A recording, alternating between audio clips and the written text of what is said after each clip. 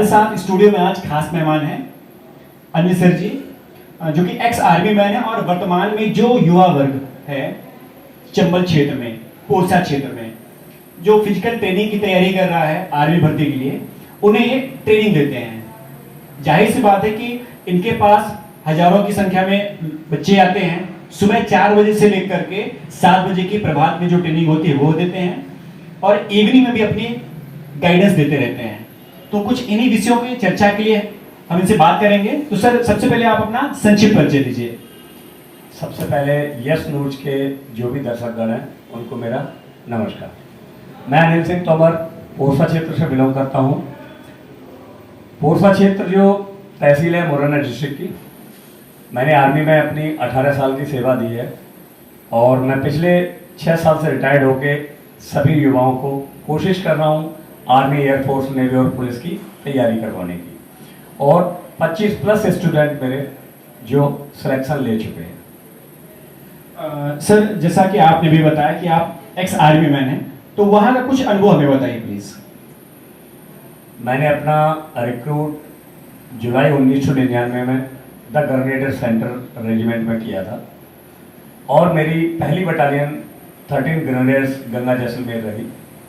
18 साल के दौरान मैंने विभिन्न क्षेत्रों में अपनी सेवाएं दी, जैसे कि जम्मू एंड कश्मीर, असम, उसके बाद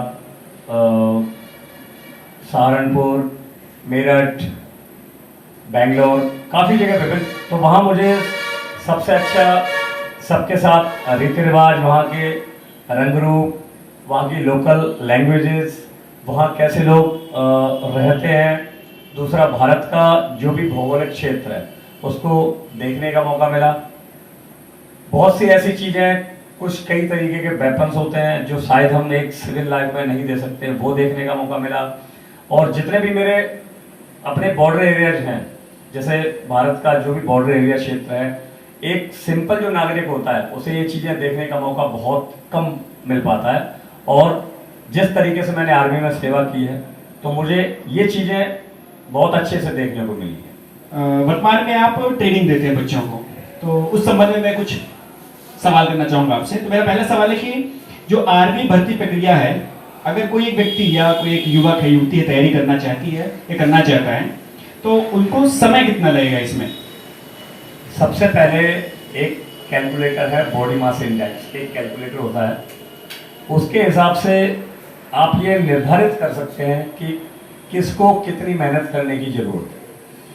अगर BMI 18.5 से 23.5 के अगर बीच में है तो आपका जो हाइट है उसके हिसाब से आपका वेट बिल्कुल परफेक्ट है। और आपको आर्मी, एयरफोर्स, नेवी या पुलिस की जो भी कोई तैयारी करना चाहता है, लगभग 6 महीने का समय आपको चाहिए। अगर कोई BMI कैलकुलेटर से अगर कोई ज़्यादा, जिसका वेट ज़्यादा है या कोई अंडर वेट है, तो उसके लिए थोड़ा सा उसको वेट बढ़ाना पड़ेगा, या फिर जिसका वेट ज़्यादा है, ओवर वेट है, उसको वेट घटाना पड़ेगा। तो इसके लिए थोड़ा सा हमें समय एक्स्ट्रा चाहिए।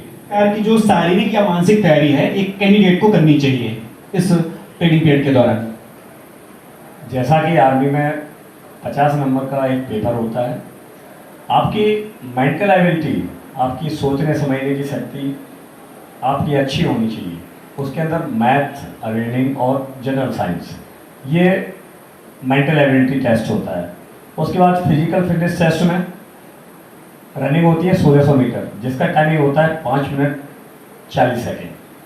उसके अंदर अगर आप उसके अंदर पहले अगर टाइम ज़्यादा क्लोज करते हैं तो आप 60 का रनिंग मारते हैं, और अगर थोड़ा सा लेट होते हैं तो 48। उसके बाद बीम होता है 10 बीम, जितने नंबर मिलते हैं आपको 40। 100 का फिजिकल और 100 का पेपर, कुल मिलाकर 200 नंबर का पेपर होता है, जिसमें आपका सिलेक्शन होता है, मेरिट बेसिस सिलेक्शन होता है। धन्यवाद सर। मान लीजिए कोई एक कैंडिडेट है, वो भर्ती प्रक्रिया के लिए जो अपनी तैयारी कर रहा है, तो जब भर्ती प्रक्रिया के दौरान जब वो फॉर्म वगैरह भरता है, आवेदन करता है, तो आवेदन करते समय उनको किन बातों का ध्यान रखना चाहिए, और साथ ही साथ गवर्नमेंट की जो रूल्स है, मानक हैं, उस आधार पर कौन कौन से डॉक्यूमेंट चाहिए होते हैं, इस बारे में जानकारी दीजिए सर। जब भी एक आवेदन करता है तो जितने भी क्राइटेरिया हैं, जो भी रूल बुक का PDF है, उसको अच्छे से उसको रीड करना चाहिए। और सारे क्राइटेरिया बिल्कुल अच्छे से फिल करना चाहिए, जैसे कि उसका आधार नंबर, माता पिता का नाम, अपनी 10th और 12th की मार्कशीट, आपने कौन सा ट्रेड चुना है, सोल्जर जीडी चुना है या शेफ चुना है या टेक्निकल, जिससे भी संबंधित है। उसके बाद आर्मी में जब आप सेलेक्ट हो जाते हैं, आपके लिए कॉल लेटर आता है, इसको जॉइन लेटर बोलते हैं। उसके बाद जो डॉक्यूमेंट वेरिफिकेशन होता है, उसके लिए आपको 10th 12th की मार्कशीट चाहिए, जाति प्रमाण पत्र, चरित्र प्रमाण पत्र, पुलिस थाना प्रभारी से या एसडीएम साहब से।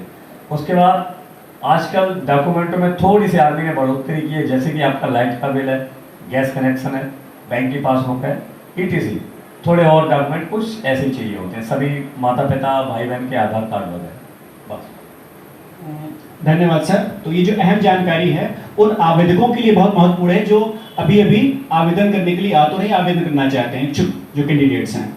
सर मेरा एक अहम सवाल है कि अगर कोई एक ट्रेनर है और वो ट्रेनिंग दे रहा है, तो जो ट्रेनी होते हैं जो ट्रेनिंग ले रहे हैं, चाहे वो लड़का हो या लड़की, कोई युवा कोई व्यक्ति हो, तो उनका जो डेली रूटीन है वो किस प्रकार होना चाहिए? मैं बात करूंगा सुबह से उठने के लेकर के रात को सोने तक, उनके खान पान में क्या बदलाव किया जाना चाहिए ताकि वो समान लाइफ से एक ट्रेनिंग के रूप में बहुत अच्छा अपने आप को देख सकें। आजकल का जो युवा है, आपको और हम सबको पता है, सबसे ज़्यादा वो फास्ट फूड मतलब फास्ट फूड ज़्यादा खाता है। इससे बॉडी में क्या हो जाता है, जो मैंने पहले बात की थी बीएमआई की, अधिकतर बच्चे क्या है कि छोटी सी अवस्था में ही वो अनफिट हो जाते हैं, बॉडी वेट उनका ज़्यादा होता है। तो सबसे पहले हमें, अच्छा लेट नाइट तक सबके हाथ में मोबाइल है, मल्टीमीडिया है, तो लेट नाइट तक वो फ़ोन चलाते हैं, तो सुबह मॉर्निंग में जल्दी से खड़े नहीं हो पाते। जबकि हमारा जो रूल्स जो शेड्यूल रहता है वो सुबह 4 बजे उठना, उसके बाद 5 बजे मॉर्निंग पीरियड रहता है, ट्रेनिंग करने चले जाना, आना, हेल्दी ब्रेकफास्ट उसमें शामिल हो सकता है चना, दलिया, बेसन की रोटी, ये मॉर्निंग ब्रेकफास्ट हो सकता है। उसके बाद दोपहर में खाना होता है, 12 साढ़े 12 बजे दोपहर का खाना खाना चाहिए। उसके अंदर एक दाल, प्रोटीन, आपको बिल्कुल मिनरल्स के रूप में एक दाल पक्का लेनी चाहिए। कुछ प्रोटीन डाइट भी शामिल करना चाहिए, जैसे पनीर है, एग है, फिश है, जो यहाँ लोग थोड़ा सा कम खाते हैं। तीसरा, रात का जो खाना है वो थोड़ा सा लाइट होना चाहिए। शाम का खाना में आप फ्रूट ले सकते हैं, दूध ले सकते हैं, दलिया ले सकते हैं, और रोटी की मात्रा थोड़ी सी कम होनी चाहिए। शेड्यूल रनिंग का सुबह मॉर्निंग वॉक या मॉर्निंग रनिंग होना चाहिए, और उसके बाद 1 घंटा शाम को आपका रनिंग का शेड्यूल होना चाहिए। जो लोग तैयारी कर रहे हैं, जो युवा तैयारी कर रहे हैं, वो तो ठीक है, ये चीज़ करें, लेकिन जो भी जनता है जो अपने हेल्थ इज वेल्थ, अपने अगर जो स्वास्थ्य का ख्याल रखना चाहता है, प्रत्येक दिन 40 से 45 मिनट आपको वर्कआउट करने की सख्त जरूरत है, और डाइट मेंटेन करने की जरूरत है। आपको प्रोटीन, मिनरल्स, विटामिन, इस तरीके की डाइट लेने की जरूरत है। फास्ट फूड को आप बिल्कुल ही इग्नोर करें, तेल और मैदा, इन चीज़ों से आप बिल्कुल बच के रहें। सर जहाँ पर अभी हम मौजूद हैं वो चंबल क्षेत्र का एक पोरसा नगर है, और यहाँ के से आसपास जितनी भी तहसीलें हैं उसमें तमाम जो लोग हैं, युवक हैं, वो अगर सुबह आप मॉर्निंग वॉक करने जाते हैं तो देखते हैं कि सड़कों पर इसी तरह की जो फिजिकल ट्रेनिंग करते हैं आपको मिल जाएंगे। तो ये जो विशेष रुचि है चंबल क्षेत्र में डिफेंस सर्विस ज्वाइन करने की, इसकी वजह क्या है?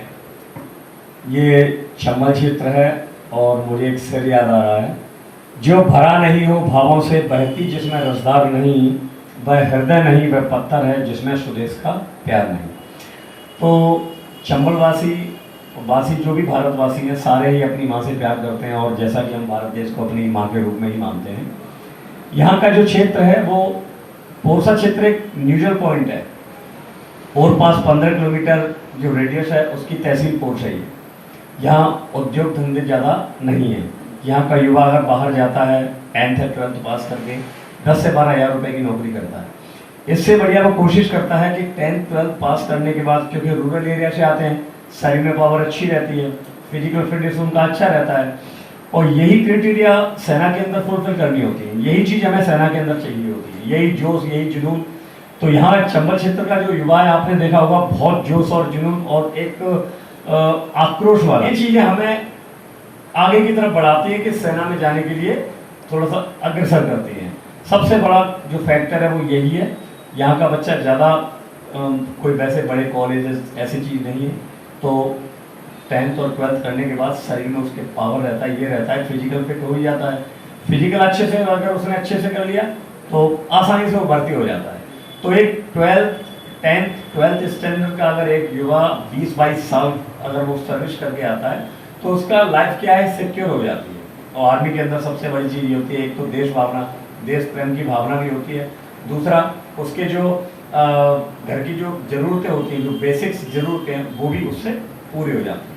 सबसे बड़ा कारण ये है। चलिए सर, धन्यवाद आपका तमाम जानकारी की है। तो चलिए इस चर्चा के माध्यम से हमने जाना कि क्यों जो चंबल क्षेत्र के युवा हैं वो अग्रसर हैं डिफेंस सर्विसेज के लिए, और अगर एक कैंडिडेट को फिजिकल ट्रेनिंग की आवश्यकता है या फिजिकल ट्रेनिंग कर रहा है वो आर्मी भर्ती के लिए, तो किन किन बातों का ध्यान रखना चाहिए। अगले एपिसोड में फिर मिलेंगे, तब तक के लिए धन्यवाद।